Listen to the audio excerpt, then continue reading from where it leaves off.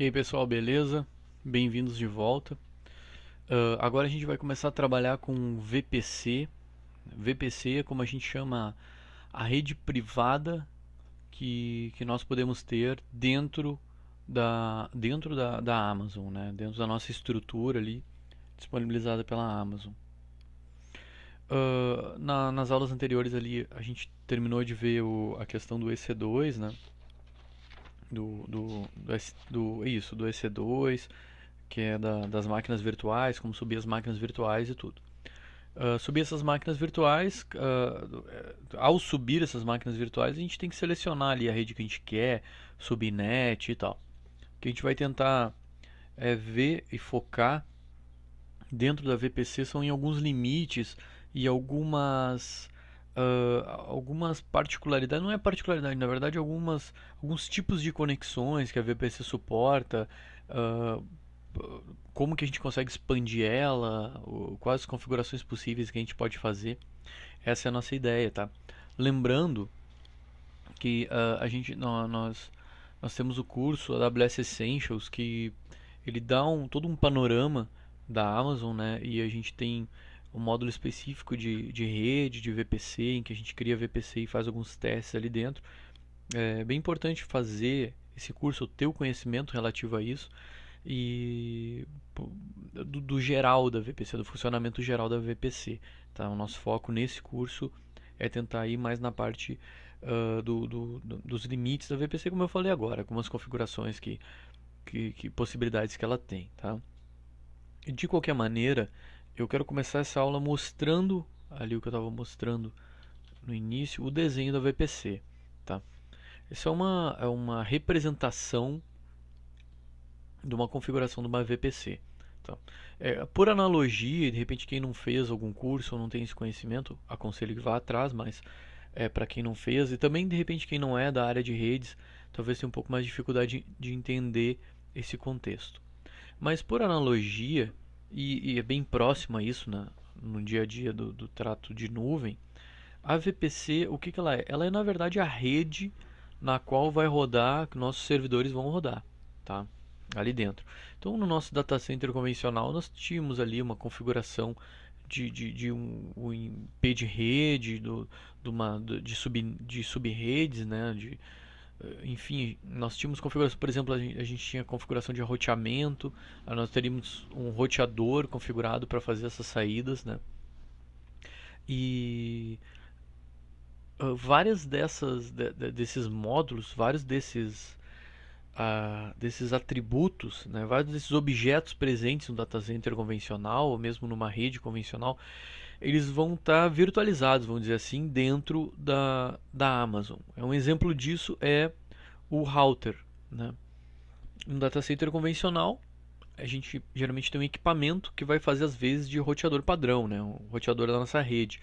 Esse equipamento, seja ele um Cisco, um Linux, o que for, nós temos que fazer as configurações dele e tal. E depois a gente tem que se preocupar em ele ser disponível, né? Altamente disponível não, porque caindo o roteamento, de repente a gente não consegue ligar as nossas duas redes, ou caindo o roteador, talvez a gente não consiga acesso à internet. No caso aqui da Amazon, esse router, esse roteador, ele, ele é um serviço que a Amazon disponibiliza para nós, tá? Assim como o gateway de acesso à internet, que a gente a gente atacha ele dentro da nossa configuração da nossa VPC, ele também é um ele também é um serviço que a Amazon disponibiliza para nós, tá? Para entender melhor, então, imaginando que a VPC ela faz uma analogia a uma rede convencional nossa, existem várias configurações possíveis dentro de uma VPC, assim como existem várias configurações possíveis dentro da nossa rede, dentro da nossa empresa, tá? Uma máquina EC2 ela vai ser colocada dentro da VPC, né? Obrigatoriamente. Há algum tempo atrás nós tínhamos a opção da Amazon de não de tu ter máquinas, são contas da Amazon mais antigas, que é o EC2 Classic que a gente chama, que são máquinas EC2 que não precisam estar associadas a uma VPC. Mas eu acho de uns 2 anos para cá, qualquer nova conta que tu cria na Amazon, obrigatoriamente a tua máquina virtual, a tua EC2, ela vai rodar dentro da VPC. Vamos então pegar. Eu vou mostrar aqui em paralelo esse desenho. Eu vou mostrar na console aqui como é que a gente faz aqui, onde é que a gente chega na VPC. Tá? Então aqui nos serviços, são os serviços de rede. De rede e entrega, a gente vai no VPC. Vai carregar a configuração ali, vai carregar. Por padrão, quando a gente cria uma conta na Amazon, nós temos uma VPC padrão, uma VPC default, né? Até pouco tempo atrás, essa VPC, uma vez que tu excluir essa VPC default, tu não poderia, quando não conseguiria recuperar essa VPC default. Hoje em dia tu consegue recuperar uma VPC default se tu excluir na Amazon, tá? Então esse aqui é o nosso dashboard da VPC, né? Onde a gente inicializa as nossas configurações, inicia as nossas configurações, enfim. No final desse módulo, a gente vai fazer alguns exercícios práticos, tá? Como a gente vai criar uma VPC, ali vai definir um range para ela. A gente vai criar duas subnets de VPC. Vamos fazer um teste de conexão de uma VPC com internet, né? A gente vai ver um pouquinho sobre NAT dentro da VPC e as diferenças entre subnet privada e subnet pública, que são configurações básicas dentro da VPC e que vão cair dentro, provavelmente, em alguma pergunta referente a isso na nossa prova de certificação, tá? Os componentes básicos da VPC são a própria VPC e as subnets, tá? Uma subnet, isso é uma questão bem importante e básica, e é importante que ela seja entendida. Uma subnet, ela sempre vai estar vinculada a uma zona de disponibilidade. Então, lembrando que na Amazon a gente tem regiões, essas regiões estão espalhadas pelo mundo, né? Aqui no Brasil nós temos uma região. Essas regiões é onde a gente pode iniciar nossos serviços da Amazon naquela região, né? Então, se eu quero um tempo de resposta menor, né, algum serviço meu pela internet, enfim, é mais fácil ou é mais adequado que eu inicie esse serviço, por exemplo, na região de São Paulo, se o meu cliente é aqui do Brasil, porque ele vai ter um acesso mais rápido a esse tipo de serviço, porque ele está dentro de um país, né, uma distância menor, a latência vai ser menor, né, de acesso. Dentro dessa região nós temos as divisões por zonas de disponibilidade, que segundo o conceito da Amazon, essas zonas de disponibilidade, elas são na verdade data centers dentro de uma região, mas separados fisicamente de uma distância tal em que tu consegue um acesso de rede quase como uma rede local, via fibra, enfim, a tecnologia que a Amazon usa, mas fisicamente separados o suficiente para, em caso de alguma catástrofe, em caso de algum problema sério, tu não tenha perda de todo o data center da região de São Paulo. Vou dar um exemplo esporádico que aconteceu uma vez, por exemplo, um avião bateu num prédio da TAM aí de em São Paulo, né? Mas imagina que um avião ele infelizmente cai e ele cai em cima do data center da Amazon em São Paulo, por exemplo. É claro que a gente vai ter, se tudo tiver centralizado nesse data center de São Paulo, a Amazon vai ter sérios problemas para recuperar esses dados, porque todos eles vão no mesmo local físico, apesar de ter cópias de backup, enfim, ter várias estruturas de replicação. No caso dessas regiões, dessas zonas de disponibilidade, elas servem para quê? Elas servem para tu não vai ter um data center, vai ter três. Se o avião cair se o avião cair, ele vai cair ele vai atingir né? Tu vai perder os dados em mas todos os dados que forem replicados entre as outras zonas de disponibilidade vão estar disponíveis. Tu vai ter problema em uma zona, então a região como um todo não vai ser afetada. Por isso a Amazon, eu acredito que a gente vai ver isso mais no final do curso, mas a Amazon ela sempre preconiza, sempre pede para que os usuários eles utilizem uma estrutura resiliente a falhas. Para isso, tu tem que ter o teu serviço duplicado em mais de uma zona de disponibilidade dentro da mesma região. Um exemplo é o banco de dados. Imagina que tu está utilizando um MySQL através do serviço da Amazon, que é o RDS. A gente vai ver também isso daqui a pouquinho. Então a Amazon está gerenciando esse MySQL para ti. Ele tem que ser resiliente a falhas, ou seja, ele tem que estar alocado em uma zona de disponibilidade e nela está respondendo aos acessos do teu sistema, do sistema dos teus usuários. Mas ele tem que ter uma ponta dele, ele tem que ter um nó de replicação em uma outra zona de disponibilidade. Então, se tal avião cair, usando um exemplo horrível, né? Mas se tal avião cair numa zona de disponibilidade, o teu MySQL vai estar afetado com isso. Mas como tu tem uma ponta de replicação em uma outra zona de disponibilidade, tu está utilizando o serviço RDS da Amazon, automaticamente os teus acessos que estavam sendo direcionados para o primeiro MySQL da zona que deu problema, ele vai ser redirecionado para a segunda zona, para a zona que não está com problema. Como os dados foram replicados, são replicados através do serviço da Amazon, tu não vai perder dados, né? Tu vai ter um tempo pequeno ali, que é o tempo que ele vai estar repassando essa conexão para outra zona de disponibilidade. Esse é um exemplo clássico de utilização de zona de disponibilidade. Por que eu estou falando de zona de disponibilidade se a gente está falando de rede privada do cloud computing?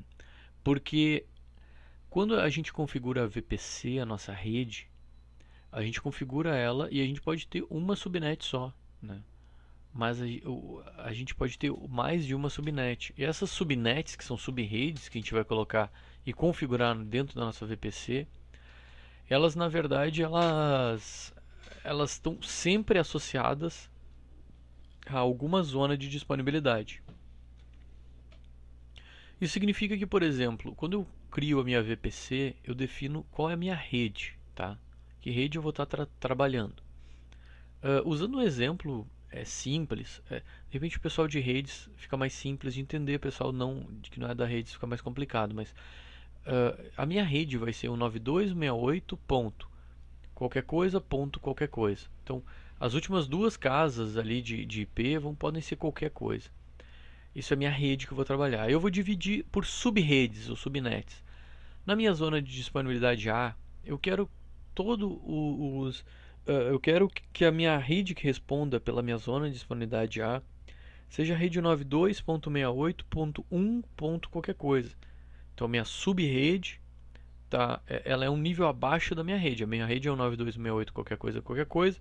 A minha subrede vinculada à zona de disponibilidade A é o 92.68.1. Qualquer coisa. Na minha zona subrede, na minha subrede ou subnet, eu posso vincular a minha zona de disponibilidade B, por exemplo. Como exemplo aqui. E aí eu posso definir o IP 92.68.2. Qualquer coisa. Eu posso definir 10.2.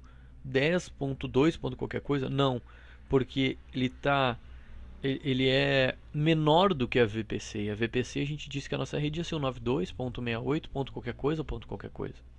Tá? Então tu tem que seguir a ordem. A VPC ela sempre vai responder pela rede. As subredes elas vão responder pela sua subrede que tem que estar dentro do guarda-chuva da nossa VPC. Lembrando que a nossa subrede vai estar sempre vinculada a uma zona de disponibilidade. Tá? A gente vai ter uma tabela de rotas. A gente vai ter um router. Esse router ele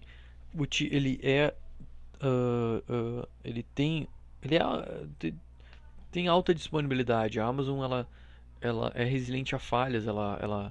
Ele suporta o trabalho com falha de um equipamento. Então esse router da Amazon, se ele cair automaticamente lá, eles vão assumir outro. A gente não precisa fazer nada, tá?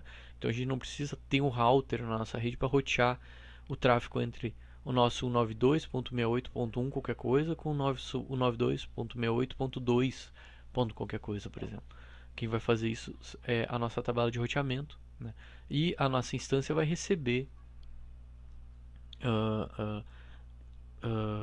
essa informação da nossa tabela de roteamento, né?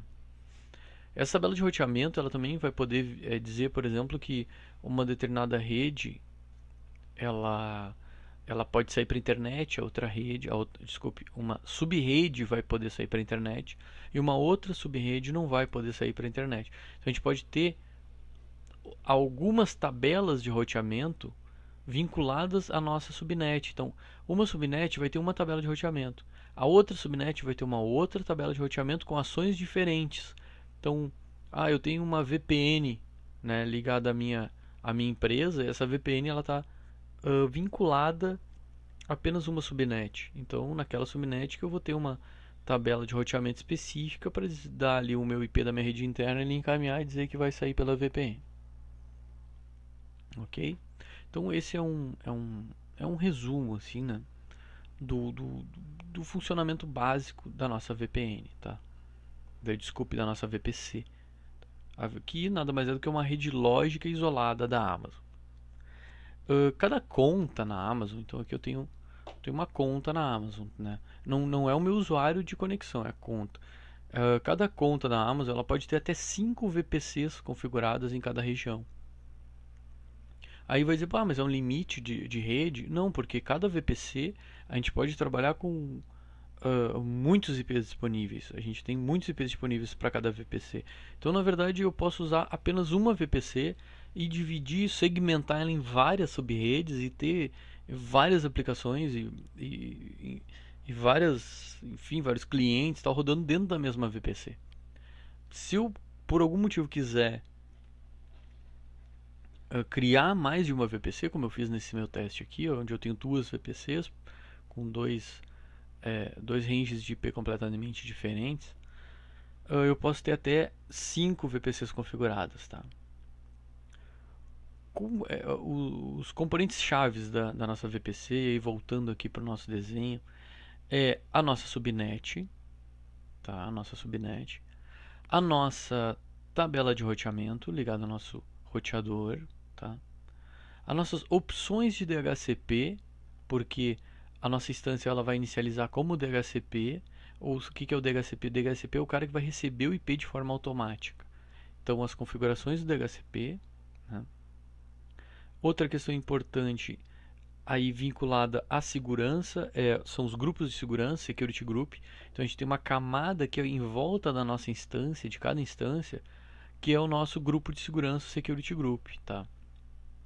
Esse grupo de segurança ele pode ser, por exemplo, eu posso ter um grupo de segurança que libera o acesso na porta 80 e vincular esse grupo de segurança a essa minha instância e a essa minha instância. Então eu não preciso ter, e não é aconselhado que tu tenha, eu não preciso ter um grupo de segurança para cada instância. Não, eu vou ter um grupo de segurança por de repente serviços ou aplicações que eu vou querer liberar ou funções que os meus servidores vão ter. Por exemplo, eu posso ter um grupo de segurança que é o firewall, né, do host, para a minha aplicação. Né, um grupo de segurança aplicação. Todos os meus servidores que tiverem a minha tal aplicação, eu vou vincular aquele meu grupo de segurança a ele, e aí eu vou ter as portas específicas abertas para aquela minha aplicação. Já o grupo de segurança web são para as instâncias que vão suportar o meu site web. Tá? E um outro componente de segurança é o Network ACL, que é o firewall a nível de rede. Aí a gente fala em firewall a nível de rede. Mais para baixo ali mais para frente a gente vai ver ali um pouquinho da diferença entre os dois, tá? Entre o Security Group e o Network ACL. Mas o firewall nível de rede ele não vai tratar a instância de forma individual, ele vai tratar como ranges de rede, se eu quero bloquear ou se eu quero acessar isso, tá? Acessar, enfim, o recurso que eu gostaria de acessar. Vamos ali na console agora e eu vou tentar mostrar esses itens aqui para nós. Então, tem a nossa VPN, esse aqui é VPC, desculpe, essa aqui é VPC padrão e essa aqui é uma VPC teste que eu criei, tá? Então aqui a gente tem algumas configurações dela, né? Configurações, por exemplo, de DHCP, né? As opções de DHCP, que é um dos pontos chaves da VPC. Tabela de roteamento, né? Que ela está vinculada, essa VPC está vinculada. A nossa regra de firewall de rede, que é o Network ACL.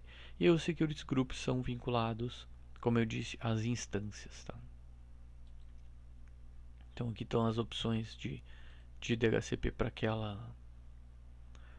aquela VPC. Então as máquinas que iniciarem naquela VPC elas vão ter essas opções aqui de DHCP, né?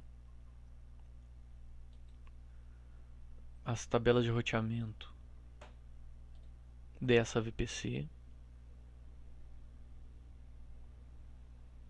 Tá carregando ali. Aqui a gente tem um exemplo de uma tabela de roteamento para nossa VPC e as subnets associadas àquela tabela de roteamento. Essa é uma VPC teste e eu não tenho subnet associado. Então o que eu vou fazer? Vamos aqui na VPC de novo. Vamos escolher uma VPC que tem uso, que a gente estava iniciando as instâncias, que é essa daqui. Vamos dar uma olhada nos blocos dela aqui, ó. A VPC, a nossa VPC, ela vai trabalhar com os IPs 172.31, qualquer coisa. Então, a gente pode ter 254 IPs aqui, 254 IPs aqui, tá? Então, aqui para subnet, então a gente pode ter 254 subnets e em cada subnet a gente pode ter, por exemplo, 254 máquinas, um pouco menos que isso, tá? Então, na verdade, a gente pode criar até 200 subredes, tá? A gente pode criar até 200 subredes numa VPC, para ter uma ideia da fragmentação que é possível fazer dentro dessas configurações nossas de VPC, tá? Eu vou clicar ali no Route Table para a gente ir para a tabela de roteamentos vinculada a essa nossa VPC. Tá abrindo ali.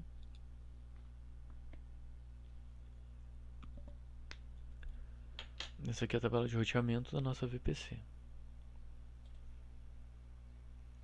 E aqui as nossas subnets, ó, associadas as nossas subnets estão associadas à nossa rota, à nossa tabela de roteamento. Então todas essas subnets estão associadas àquela tabela de roteamento que a gente tem ali ligada à nossa VPC, que é a nossa VPC padrão, tá? Então isso é obrigatório, tá? É obrigatório que uma VPC ela tenha no mínimo subnets configuradas, uma tabela de roteamento, uma opção de DHCP, um security group, né, e um network ACL. Isso é obrigatório, tá? O que não é obrigatório? Aí vou voltar lá para desenho, que de repente fica mais fácil. Então, a tabela de roteamento é obrigatória, tá? Mas o que não é obrigatório para uma VPC funcionar? Não é obrigatório ter o Internet Gateway, tá? Não é obrigatório que a minha VPC ela tenha o Internet Gateway vinculado a ela e, consequentemente, alguma subnet. Isso não é obrigatório, né? Não é obrigatório eu trabalhar com Elastic IP, né? E o que é o nosso Elastic IP? O Elastic IP, eu não me lembro se eu conversei com vocês na aula passada sobre isso, mas quando a gente inicia uma instância, essa instância ela está numa subnet do tipo pública, de repente a gente vai ver mais detalhes daqui a pouquinho sobre isso, ela recebe um IP público de internet. A gente pode fazer a conexão a essa nossa instância através desse IP público de internet que ela recebeu, tá? Se ela desligar e ligar, vai mudar esse IP público de internet. E aí, como para muitos casos a gente precisa de um IP público fixo na nossa aplicação e que ele não fique mudando cada vez que a gente pare e inicie,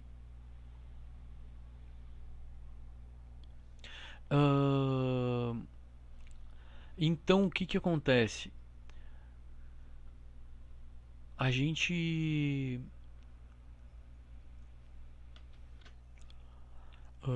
é necessário então que a gente aloque o Elastic IP, porque alocando esse IP elástico, ele automaticamente ele vai ser o meu IP, né? O IP vinculado à minha conta na Amazon.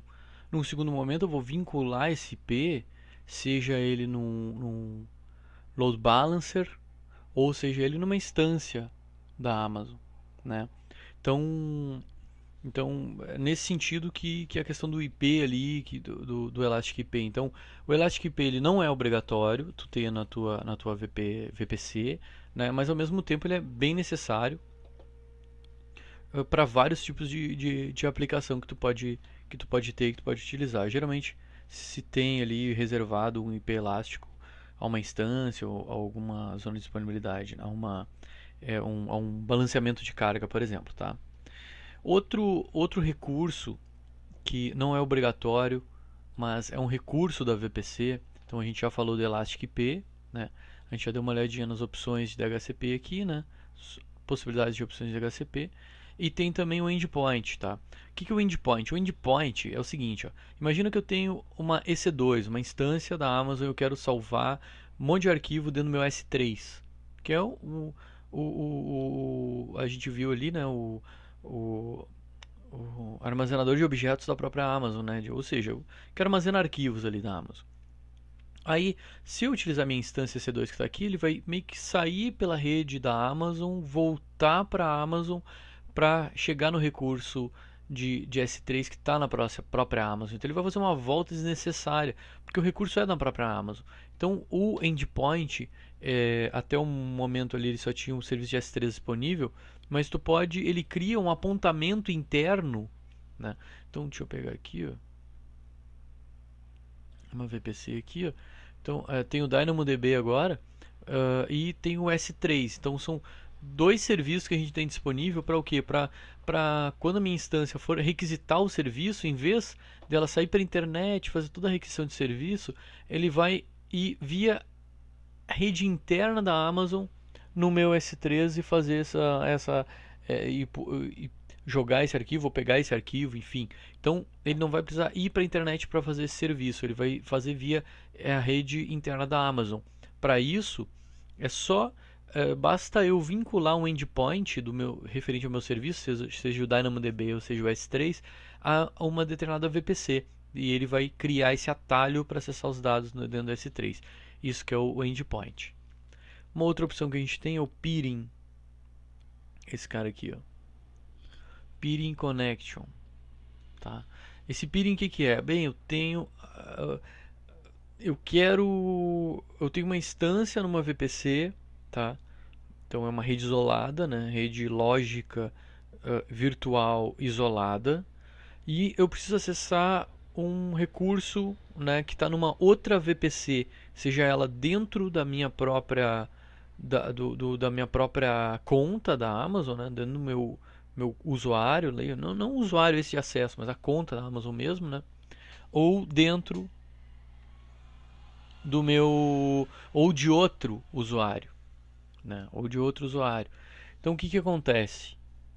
O que acontece aí? Acontece o seguinte: ele permite, essa configuração de peering permite que uma VPC acesse outra VPC. Tá? Então ele cria uma conexão entre duas VPCs. Tá? O que não vai acontecer, o que ele não vai deixar acontecer é exatamente o seguinte. Ó. Deixa eu ver se eu consigo.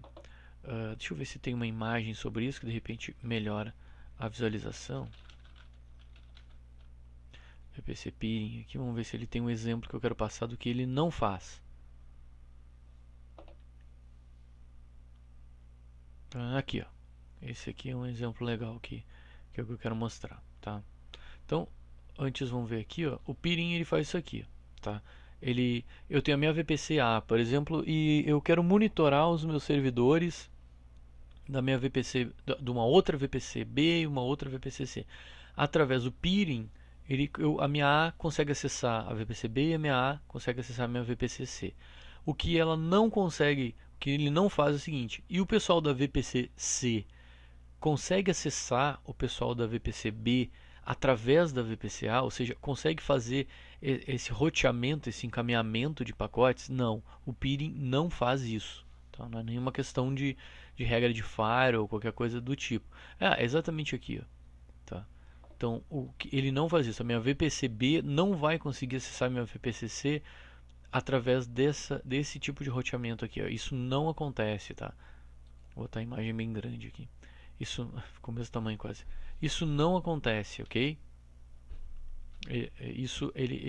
A Amazon ela não possibilita que isso aconteça. Então o peering ele serve para uma VPC acessar outra e essa uma acessar outra, mas não fazer esse encaminhamento de VPCs aqui, beleza? Esse é a VPC peering, que é um componente adicional da nossa VPC e que ele não é obrigatório. Então tu pode ter ou tu não pode ter. Se tu não tiver igual, se não tiver igual, tu vai utilizar a tua VPC normalmente, tá?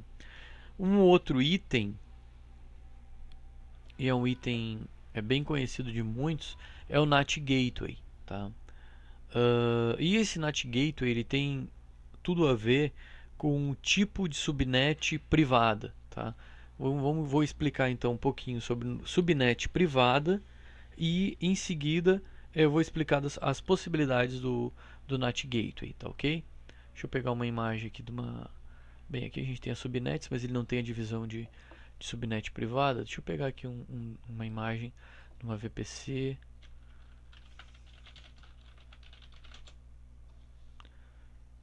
Private subnet. Vou pegar uma imagem aqui da Amazon que vai nos ajudar aqui. Isso aqui. Essa imagem aqui deles é bem boa. Está na documentação oficial. Não me lembro, mas acho que eu usei essa imagem. Usei essa imagem aqui para num outro curso, tá? Deixa eu ver aqui. Tá, então nós temos basicamente, utilizando o VPC, subnets do tipo pública e do tipo privada, tá? Qual é a diferença de uma subnet do tipo pública por um tipo privado? Imaginando que as subnets elas estão dentro de uma mesma VPC. Tá, o exemplo aqui, 10.0.0.0 na 16, e aí eu tenho uma rede, uma subnet do tipo 10.0.1 e uma outra subnet 10.0.0. São duas subnets que eu tenho, tá ok? O que acontece aqui? A minha subnet pública, ela automaticamente, as minhas instâncias, elas vão receber um IP público, tá? Vão receber um IP de internet, seja ele um Elastic IP ou não, né? Além disso, elas também vão receber um IP interno, tá? Então são os dois IPs que a minha instância vai receber. Então imagina que eu quero isolar uma instância minha, por exemplo, que ela é um banco de dados. Eu não quero que ela tenha acesso à internet, por mais que eu quero que ela tenha o acesso. Ela tem o acesso à internet, mas não que a internet tenha acesso a ela, né? Tudo bem, eu bloqueei lá no meu firewall, mas de qualquer maneira eu não quero que ela tenha IP público nem nada. Como é que eu posso fazer? Tá. Então eu crio uma outra subnet, tá? E na configuração da tabela de roteamento dela, o destino default dela não vai ser o Internet Gateway, tá? O Internet Gateway, reforçando, é um componente da VPC que a Amazon disponibiliza, que ele é redundante, a gente não precisa se preocupar se ele der problema, eles vão levantar outro, a gente não precisa fazer nada. Mas assim, é o componente de saída para a internet que a Amazon disponibiliza para nós, tá? Então esse Internet Gateway está associado a uma VPC? Beleza, está associado a uma VPC, tá? Ok. Esse Internet Gateway, se ele tiver associado a uma tabela de roteamento como saída padrão, a saída padrão é para a internet, de uma tabela de roteamento, então significa que aquela minha subnet que tiver essa tabela de roteamento, cuja o destino padrão seja o Internet Gateway, tá? Então essa minha subnet ela vai ser uma subnet do tipo pública, tá? Uma subnet privada, eu não vou ter uma rota padrão para saída para a internet, ou eu posso utilizar um NAT Gateway. Isso vai possibilitar que as minhas instâncias não tenham um IP público, é o primeiro benefício para quem precisa disso. Esse exemplo aqui são servidores de banco de dados, eles não vão precisar do IP público. Primeiro benefício. Mas assim, imagina que uma subnet pública, uma subnet privada, tá, que não tem uma rota default de saída, o que vai acontecer?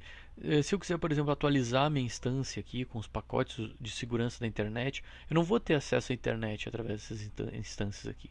Não vai nem entrar e nem sair. Então, como é que a gente pode fazer para possibilitar o acesso à internet das instâncias, mas sem que a instância ela receba um IP, enfim, público, como eu falei, para ser acessada de fora da internet, tá? Existe a possibilidade da utilização de NAT.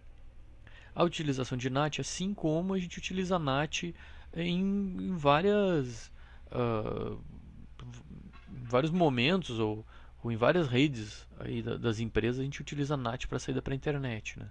Então, com a NAT, com a utilização de NAT, as nossas instâncias não vão receber IP público, mas podem navegar na internet.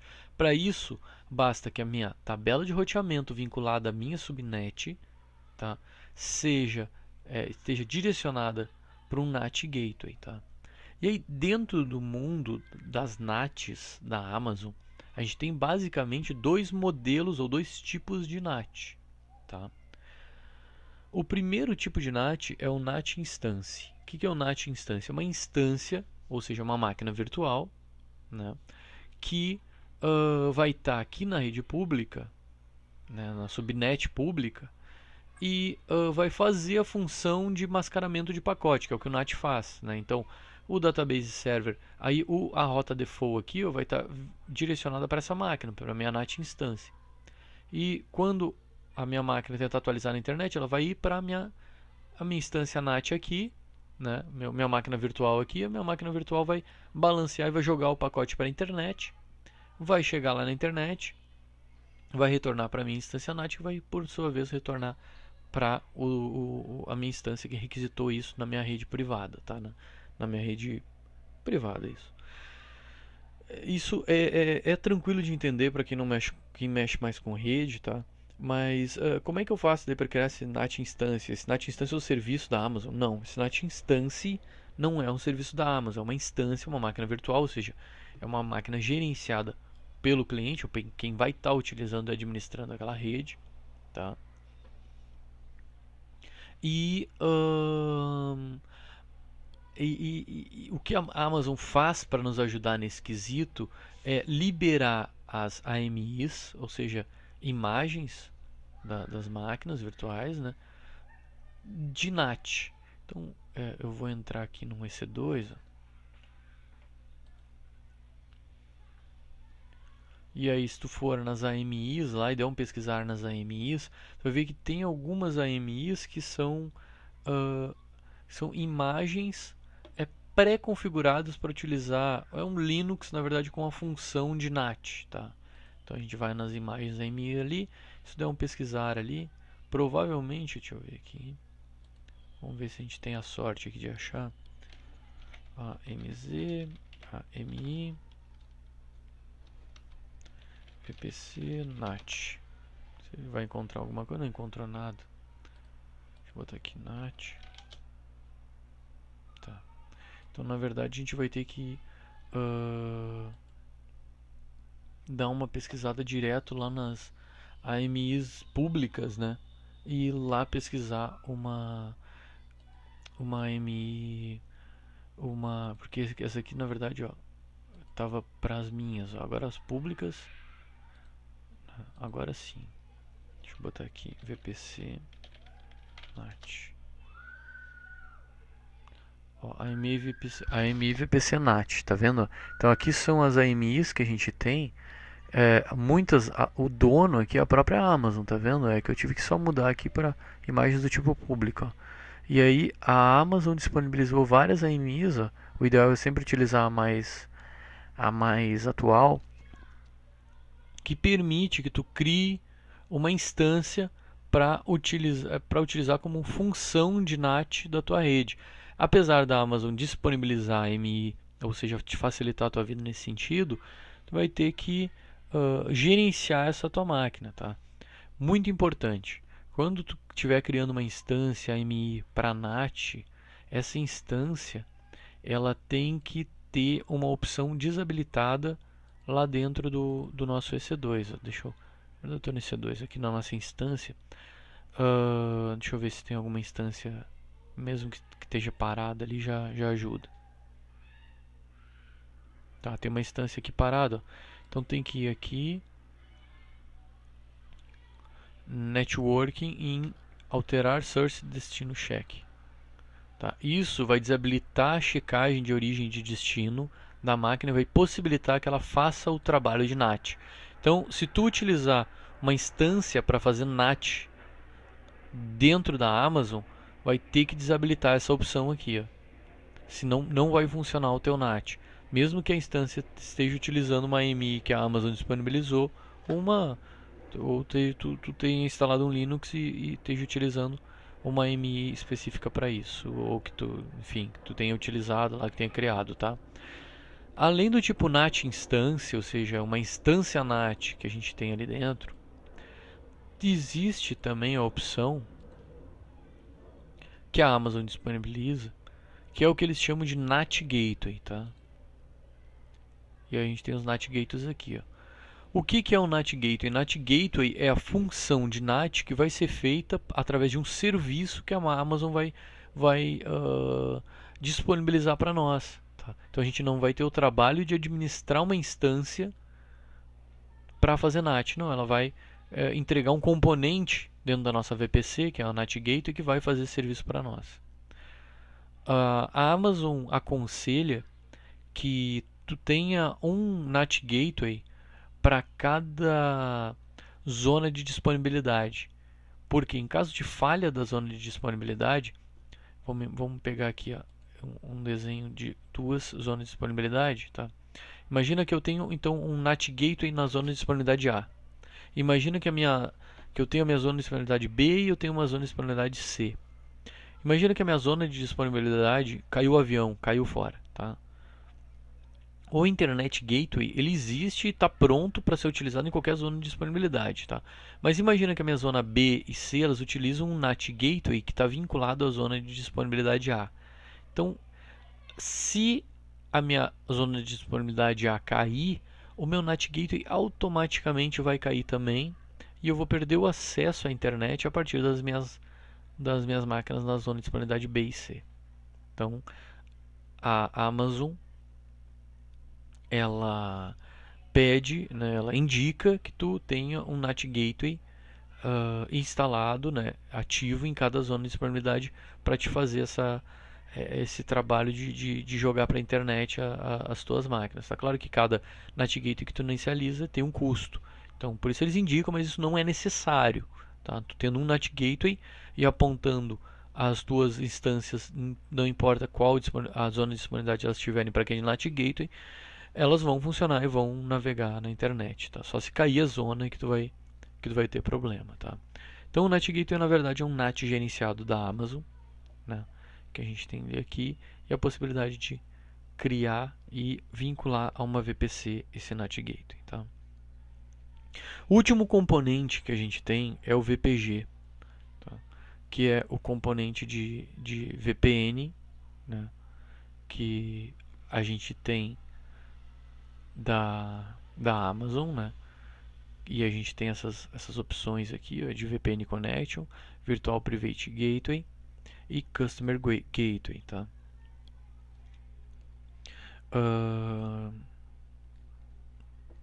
A VPN aqui, ela utiliza o IPsec, tá? Então a VPN, aí a VPN é para quê? É para conectar a nossa VPC a a rede, a nossa rede privada que a gente tem física, seja na nossa empresa ou no nosso data center, tá? Então, através da VPN a gente consegue fazer isso. Também existe a opção do Customer Gateway, né? E também existe a opção do Virtual Private Gateway.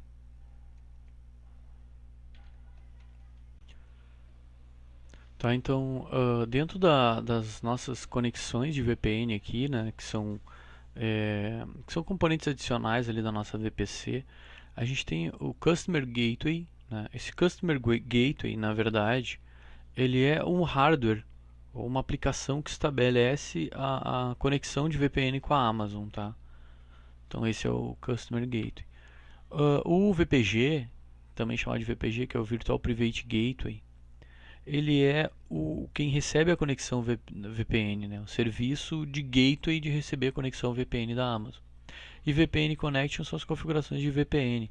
Ele tem a princípio 2 túneis de VPN para alta disponibilidade, ok? Então a gente tem basicamente 2 opções para fazer a conexão três opções para fazer a conexão aos serviços da Amazon, né? A primeira é via internet normal, chegando nas instâncias ou no serviço via internet. A segunda é por VPN, né? Estabelecendo uma conexão em VPN que utiliza IPsec para fazer essa conexão. E a terceira é via acesso fibra direto entre a nossa instância, no nosso data center, a nossa região, até o data center da Amazon. Existem empresas que passam essa fibra, ou que têm parceria com a Amazon nesse sentido, e fazem a conexão de fibra direto entre a nossa empresa e o data center da Amazon, tá? Algumas configurações ali possíveis dentro da VPN, da VPC, desculpe, é o seguinte, ó. A VPC padrão, tá? Deixa eu pegar a nossa VPC aqui. A VPC padrão, ela tem sempre esse IP aqui, ó, 172.31.00 na 16, tá? As subnets por padrão recebem /20. Então, se não tiver aqui, a gente vai nas subnets, tá? Subnets. Então, as subnets daquela nossa VPC, que é a VPC padrão, elas recebem o bloco /20 de IPs, tá? 72.31.80.48, muda a terceira casa ali e fica no /20 para as demais ali, tá? Então isso é importante, de repente até dar uma decorada, que pode ser que caia na prova de certificação. A menor subnet, ou seja, eu falei ali que a gente tem um limite de 200 subnets que a gente pode criar, tá? Mas dentro delas, tá, a configuração que a gente pode fazer de subnet é a seguinte: a gente pode utilizar o /28 como a mínima subnet possível de ser configurado. Eu quero uma subnet bem pequenininha, então tu não vai conseguir botar menos, não pode botar um /30, por exemplo, que iria ser menor. Tu tem que utilizar no mínimo /28. Nessa /28, a gente vai ter 5 IPs reservados só para a Amazon. A Amazon utiliza 5 IPs reservados e sobram 11 para utilização. Para utilização das instâncias, dos serviços que vão rodar dentro dessa subnet. /28, que é a menor subnet possível. A maior que a gente pode utilizar é uma /16, né? E ela vai abranger quase toda a rede da VPC. Tá? Esses são alguns dados assim, que eu queria passar a respeito da VPC. Tá? A visão geral dela ali e algumas opções ou configurações delas ali a gente já viu, né? Opções, principalmente configurações, a gente vai ver mais nos exemplos na aula seguinte. Para finalizar, eu queria falar um pouquinho sobre Security Groups, tá? A gente falou um pouco de Security Groups. Então a gente tem os Security Groups aqui, né? Security Groups. Esse Security Group, ele é um firewall a nível de instância. Esse é o primeiro ponto que tem que ser bem entendido. É um firewall a nível de instância. Tu vai vincular o grupo a uma instância. Primeira questão. Segunda questão, eles são do tipo stateful. O que significa stateful? Stateful significa o seguinte. Deixa eu editar esse cara aqui. Nesse grupo de segurança, que pode estar vinculado a uma instância ou não, por exemplo, a gente tem habilitado o acesso a SSH, né? Então, a instância que tiver vinculado a esse grupo, a porta 22 vai estar habilitada, tá? Para passar pelo Security Group e chegar até a instância, de qualquer origem. Tá? E aqui é qualquer origem do tipo IPv6, suporte IPv6, portanto. Então, uma conexão SSH vai ser feita liberando somente a porta de entrada para a instância nesse Security Group, né? Então, esse Security Group está abrindo a porta 22 a partir de qualquer origem para a instância. Então, a instância vai receber essa conexão e ela vai responder através de uma porta alta para quem está requisitando isso, e vai ser estabelecida a conexão 22, a conexão SSH pela porta 22. Isso é uma conexão do tipo stateful, ou uma configuração do tipo stateful, ou seja, o nosso firewall a gente só liberou a entrada na porta 22, a gente não liberou a saída por outra porta. E não precisou, porque ele automaticamente entende que aquela saída se refere à porta de entrada que a gente liberou. Então a saída ela não precisa ser explicitada para que seja feita a conexão, tá? Esse é então o security group, ele é do tipo stateful. Isso é um firewall do tipo stateful, tá? E o security group é do tipo stateful. A gente pode criar até 500 security groups por VPC. Cada VPC pode ter 500 security group.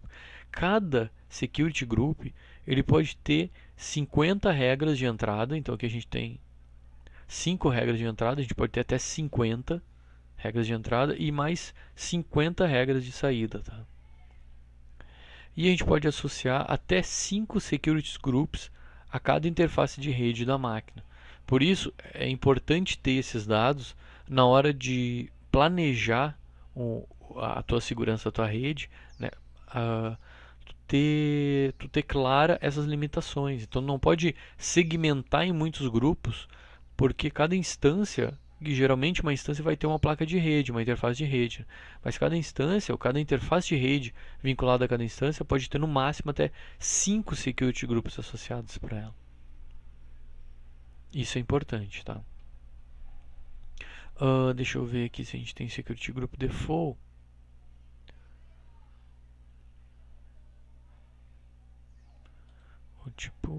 O output geralmente ele é liberado, tá? Os security groups, geralmente eles têm o, a saída liberada, tá? Do security group. E uma outra opção bem interessante dos security groups é o seguinte: por padrão, o security group default, e a gente tem uma VPC default, a gente sempre vai ter um security group que já vai vir com ela, tá? Padrão. Esse security group, por padrão, ele bloqueia todas as entradas da rua para dentro. Então tá, é tudo bloqueado, tá? Mas ele permite o tráfego entre as instâncias que tem esse security group vinculado a elas. Então vamos imaginar que a gente tem duas instâncias e o security group padrão. No security group padrão, essa regra da porta 22 não existe, tá? Então só tem essa regra aqui. O que vai acontecer? Eu vou conseguir conectar nessa instância? Não, não vou. Tá? Porque ela tem um security group associado a ela que não tem a porta 22 aberta, porque por padrão não tem essa porta 22 aberta. Mas essa instância vai conseguir conectar com a outra instância dentro da minha rede, da minha VPC, em alguma porta específica, sim vai. Porque a origem, que é o próprio security group, que se a outra instância tiver esse security group também vinculado a ela, elas vão conseguir fazer o acesso tanto uma quanto na outra. Mas da rua, para elas não. Tá? E daí ou a gente tem que ter um outro security group para acesso e associar essas instâncias, ou a gente cria uma regra para liberar, enfim, na nossa porta de conexão para elas. Tá? Então, por padrão, o grupo security group, o grupo de segurança padrão, ele tem uma regra que permite liberar o tráfego interno na nossa rede, da nossa VPC, às instâncias que tiverem esse security group vinculado a elas. Outras regras não existem no padrão. Tá? Qualquer regra de fora da Amazon para dentro da instância, por padrão, é bloqueada nesse security group. Falar um pouquinho agora do Network ACL. Tá? Enquanto o security group é do tipo stateful, o Network ACL ele é do tipo stateless. E o que é isso? É exatamente o contrário do stateful. Então, se eu libero a porta de entrada, então se eu libero a 22, aqui ele está liberando todo o tráfego. Tá? Então, se eu liberar, deixa eu ver se a outra tem alguma coisa. Não, também está liberando todo o tráfego, tá? Mas se eu tiver, por exemplo, a porta 22 para entrar na minha rede, eu tenho que liberar a saída cujo destino seja a porta 22. Tá? Por padrão, o Network ACL ele libera o tráfego. Daí ele vai dizer, mas que segurança tem? Se o tráfego está liberado. Na verdade, ele libera o tráfego porque existem os security groups que estão bloqueando o tráfego. Então, O Network SL é uma opção que está ali, pode ser usada para incrementar a segurança, por padrão ela está habilitada, ou seja, está liberando tudo porque ele está partindo do pressuposto que a gente vai utilizar o Security Group, que é o padrão da Amazon. Se a gente quiser, a gente pode pegar aqui e também utilizar o firewall a nível de rede, é um firewall mais clássico, num modelo clássico que se utiliza talvez nas empresas, que é um firewall no modelo de estrutura de rede. Tu pode colocar aqui as opções vinculadas à rede e não somente à instância, tá? Então, ele também trabalha com a questão das regras, então ele lê de cima para baixo a análise das regras. Então, se ele tem uma regra aqui que libera, ele não vai bloquear esse acesso, tá? Então, se eu tiver aqui, por exemplo, uma outra regra aqui dizendo que na 22, qualquer origem para a rede na 22 seja negado e vai ser uma regra superior a essa, então, se estiver em cima dessa low, ele vai bloquear o acesso a 22 mesmo tendo a liberação completa depois, tá? Então, o Network SL funciona dessa maneira. A princípio é isso de VPC, tá? Então a gente viu aqui, basicamente, a gente viu o funcionamento da VPC, a gente tentou entrar em mais detalhes sobre as subnets, lembrando que as subnets elas estão vinculadas às zonas de disponibilidade. A gente viu que existem as tabelas de roteamento, que são necessárias para a nossa VPC funcionar. Isso pode acontecer então numa pergunta, perguntar quais são, numa pergunta perguntar não, né? Numa questão vir a nos enfim, uma questão aí, né, para nós marcarmos ali quais os componentes obrigatórios de uma VPC, ou chaves de uma VPC, e quais os componentes opcionais, e a gente faz essa marcação, tá? A gente viu então a função do Internet Gateway, que nada mais é o Internet Gateway do que uma NAT, mas uma NAT da Amazon, disponibilizada da Amazon lá, tá? Não confundir o Internet Gateway com o NAT Gateway, tá? Porque qualquer subnet que tiver qualquer rede, né, que tiver o Internet Gateway habilitado, ela vai ser automaticamente uma rede pública. Tá? Então, para te ter uma rede privada com acesso à internet, tu tem que utilizar um NAT Gateway ou um instance, um NAT Gateway, né, ou um instance, um NAT instance para te fazer esse caminho para a internet aí. Beleza? Tu pode também ter uma rede privada sem conexão com a internet e vai continuar sendo uma rede privada. A gente viu a questão do endpoint, que é o acesso ao serviço de forma interna na VPC, o Elastic IP para manter o IP fixo quando tu para e inicializa uma máquina, uma instância, né? Tu vai manter o teu IP público disponível quando ela iniciar de novo, né? Sem ficar trocando esse IP público, sem precisar trocar na aplicação em virtude disso, ou até ter os problemas de atualização de DNS que tu pode ter. Então, em resumo, é isso, ok? A gente vai agora para a segunda parte da aula, em que a gente vai fazer alguns exercícios dentro da VPC para tentar fixar, tentar pegar alguns exemplos e algumas questões de múltipla escolha. Beleza? Até a próxima aula, um abração.